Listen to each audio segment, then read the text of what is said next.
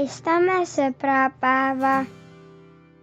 Sõbrapäeva ehk teisisõnu ka valentiinipäeva tähistatakse alati 14. veebruaril.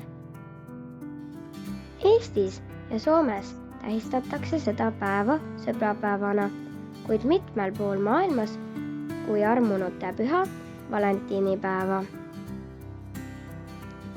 Sellel päeval avaldatakse armastust, peetakse meeles kalleid inimesi ja kingitakse neile kaarte, lilli ning kingitusi.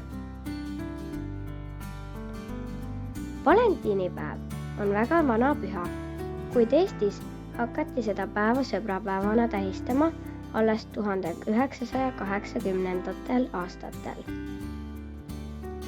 Valentiinipäeva lill on traditsiooniliselt punane roos. Meil müüakse valentiinipäeval poodides südametega kaunistatud maiustusi. Traditsiooniliselt kingitakse sõpradele lilli ja kaarte. Mina saan oma kalleid sõbrapäeval meeles pidada, kinkides neile kallistusi, meisterdusi, naeratusi, lahkeid sõnu, heategusid, oma aega, musisid ja kaarte.